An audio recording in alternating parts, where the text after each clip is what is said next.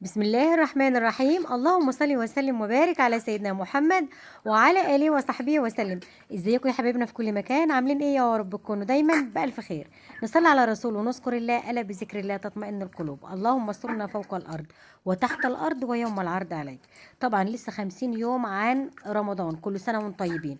وطبعا انا ما لحقتش يا جماعه، حصل عندي ظروف وما لحقتش ان انا اجيب البط اللي انا بربيه كل سنه لرمضان. طبعا احنا متعودين وانا على القناه بتاعتي وقايله لكم يعني ان احنا بنجيب طيورنا وبطنا وفراخنا اللي احنا ان شاء الله باذن الله هندخل بهم رمضان احسن ما نشتري من بره. وطبعا الاسعار بتبقى غاليه، ومفيش طبعا احلى ولا اجمل من تربيه البيت، واحنا كلنا وعارفين ومتفقين على الكلام ده. تمام تمام.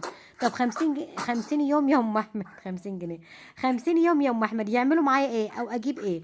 طبعا انا جبت البط ده قبل كده، بس بصراحه يعني انا ما برجحش ان انت تربيه، بس هو ده اللي هينجز معايا. يعني ده ممكن على شهرين اقدر اذبحه، شهرين ونص اقدر اذبحه. لكن السوداني والمسكوفي والكلام ده كلته لا، ده بياخد ممكن 6 شهور او 7 شهور عشان تقدري تذبحيه وتاخدي منه اوزان حلوه. لكن اللي هينجزني في الوقت ده او في ال50 يوم دول، انا جبت البط ده. البط ده يا جماعه فرنساوي، بس مش الفرنساوي البيور، الفرنساوي البيور اللي هو الابيض.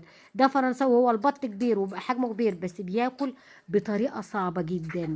بجد بياكل صعب قوي. هو بيكبر معايا بسرعه يعني كده، بس مع انه بيكبر بسرعه بياكل كتير جدا.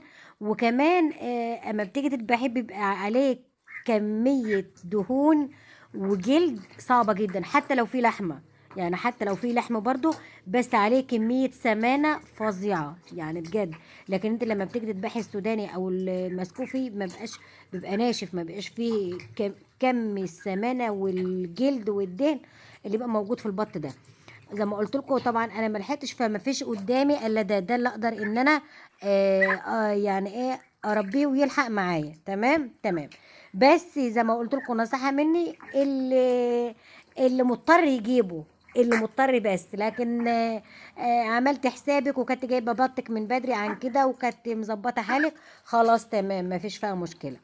فطبعا انا جبت البط كده زي ما انتم شايفين، بسم الله ما شاء الله. هو زي ما قلت لكم ده ممكن اذبحه على شهرين بالظبط يتذبح. زي ما قلت لكم عيوبه بياكل كتير جدا، زي ما قلت لكم برضو عيوبه فيه سمنه كتيره جدا، فيه جلد كتير جدا. يعني بس بيكبر معاكي، يعني بيكبر وبتلحقي تذبحيه في خلال الشهرين يعني. طبعا كل سنه وانتم طيبين، واللهم بلغنا رمضان يا رب. وربنا يعيده علينا وعليكم بالخير والصحة والعافية، اللهم امين. اشوفكم ان شاء الله في فيديوهات جديدة ووصفات جديدة، وان شاء الله باذن الله هجيب دورة الفراخ لرمضان. خلاص 50 يوم يا دوبك كده نقدر نجيبها، وان شاء الله هصور لكم من اول البداية خالص. انا نزلت فيديو الاستقبال، يعني انا لسه عموما انا جايبه اصلا الفراخ دي يعني بقالها 3 ايام كده ولا حاجه. فانا عامله حتى فيديو الاستقبال بتاعها وموجود على القناه. باذن الله هصور لكم ان شاء الله كل 3 4 ايام كده، هصور لكم دوره الفراخ. يا دوبك دوره الفراخ كده معايا عشان ايه؟ طبعا الجو برد، واللي يعني ايه الفراخ ما بتبقاش يعني الفراخ البيضاء مثلا بنذبحها على 45 يوم.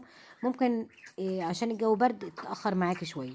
فعشان كده انا جبتها ايه بدري شوية. يعني انا كنت بجيبها، يعني كان من السنين اللي فات كان رمضان اصلا بيدخل واحنا كنا في الصيف، فكنا بنجيب الطيور دي او الفراخ والبط واحنا قلبنا جامد. لكن الجو الوقت برد جدا، فبتبقى حريصة ان انت عايزة مكان كويس، عايزة دفا كويس. وبعدين البط برضو او الفراخ بتاعتك ما بتكبرش معاكي، لان ما بتكبرش معاكي قوي او بتديك الاحجام الكويسه قوي عشان الجو برد. تمام تمام. ان شاء الله اشوفك على الف خير فيديوهات جديده، واستنوني في الفيديوهات الجايه، ومع السلامه.